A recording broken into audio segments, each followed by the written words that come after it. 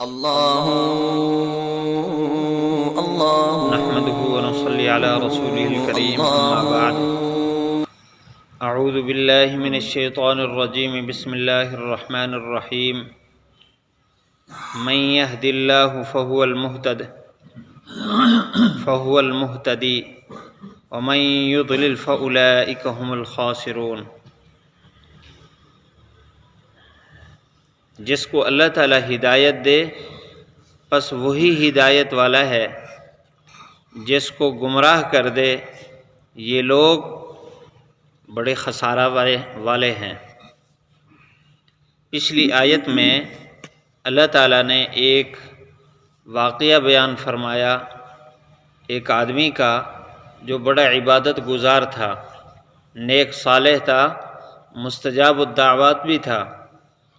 اس نے ساری زندگی اللہ کی عبادت کے لیے وقف کر رکھی تھی، لیکن جب بادشاہ نے اس کو مال دولت کی اور عورتوں کی لالچ دی تو اس نے دین کو چھوڑ دیا، پیسہ مال اور عورتوں کی لالچ میں آ گیا، جس کی وجہ سے وہ گمراہ ہو گیا اور اس کی یہ عبادت والی نعمت اور قرب والی نعمت چھن گئی، یہاں تک کہ وہ موسیٰ علیہ السلام کے خلاف بد دعا کرنے لگا، اس کی زبان منہ سے باہر آ گئی اور ہانپ رہا تھا کتے کی طرح۔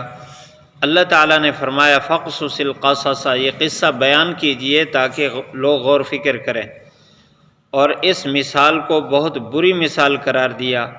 فرمایا یہ مثال ہے ان لوگوں کی جو ہماری آیت کو جھٹلاتے ہیں۔ اب اس کے بعد اللہ تعالیٰ نے اس آیت میں ساری انسانیت کو متوجہ کر کے یہ بات بتا دی کہ کسی کو اگر عبادت اور کسی کو تقوی، کسی کو قرب نصیب ہے تو وہ اپنا کمال نہ سمجھے، یہ اللہ تعالیٰ کی عطا ہے۔ جس کو اللہ چاہتا ہے عطا کرتا ہے، بندے کا اپنا کمال کوئی نہیں ہے۔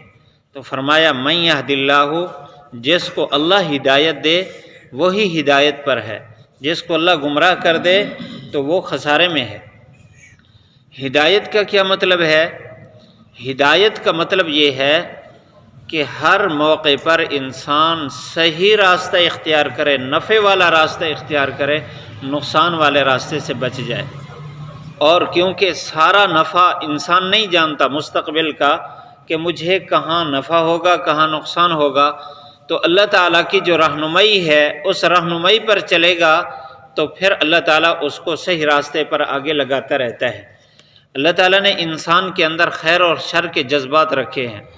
جب انسان خیر والے راستے کے طلب میں چلتا ہے تو اللہ تعالیٰ اس کو سب سے زیادہ نفع والے راستے کا الہام فرماتے ہیں، اس کے دل و دماغ میں ڈالتے ہیں کہ یہ والا کام کر، وہ والا کام کرتا ہے، اس کو دنیا آخرت کا نفع ملتا ہے۔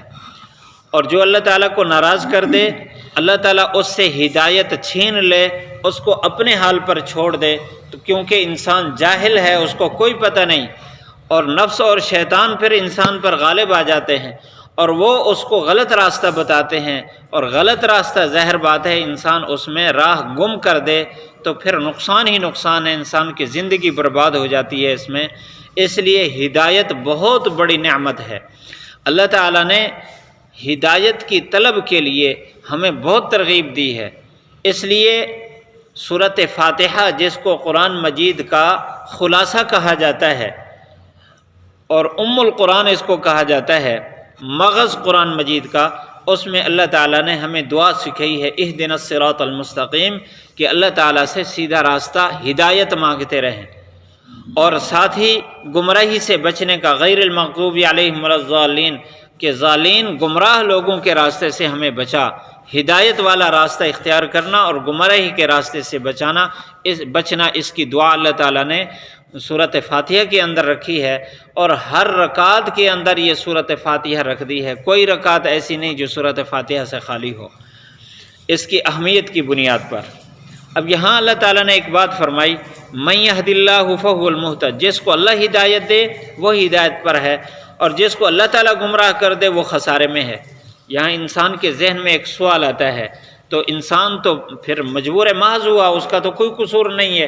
اللہ تعالیٰ جس کو چاہ رہا ہے ہدایت دے رہا ہے، جس کو چاہ رہا ہے گمراہ کر رہا ہے۔ جب اللہ گمراہ کر دے تو ہم کیا کریں، ہم تو مجبور ہیں۔ لیکن اللہ تعالیٰ نے اس کا ضابطہ اصول بیان فرمایا قرآن مجید میں، ہدایت کا راستہ بھی بیان فرمایا، ہدایت کیسے ملتی ہے اور گمراہی کیسے آتی ہے یہ بات بھی بتائی ہے۔ اب گمراہی کے بارے میں اللہ تعالیٰ نے ایک بات فرمائی، افرأیت من اتخذ الہہ ہواہ، کیا اس آدمی کو آپ نے دیکھا جس نے اپنی خواہشات کو اپنا خدا بنا لیا ہے، کہ جو دل میں آتا ہے وہی کرتا ہے، جو خیال میں آتا ہے وہ کرتا ہے۔ من اتخذ الہہ ہواہ، پھر وَأَضَلَّهُ اللَّهُ عَلَى علم، اب اس کے بعد اس کے علم کے باوجود اللہ تعالیٰ نے اس کو گمراہ کر دیا۔ کیسے کہ جب اپنی خواہشات کے پیچھے چلا، خواہشات تو اس انسان کو غلط راستہ بتاتی ہیں، تو پھر اللہ تعالیٰ اس سے اپنی ہدایت والا جو راستہ اور روشنی ہے وہ اللہ تعالیٰ لے لیتا ہے، یہ نعمت لے لیتا ہے۔ پھر اس کے بعد وَخَتَمَ عَلَى سَمْعِهِ وَقَلْبِهِ وَجَعَلَ عَلَى بَصَرِهِ غِشَاوَةً، پھر اللہ تعالیٰ اس کے دل پر، دماغ پر، سوچ اور فکر پر پردے ڈال دیتا ہے اور مہر لگا دیتا ہے۔ اب اس کو ہدایت کی بات سمجھ بھی نہیں آتی۔ اللہ تعالیٰ نے اس کے بعد فرمایا فَمَن يُضْلِلِ اللَّهُ فَمَا لَهُ مِنْ هَادٍ، اب اس کے بعد جب اللہ نے اس سے ہدایت والا راستہ چھین لیا ہے، اب کون ہے جو اس کی رہنمائی کر سکے؟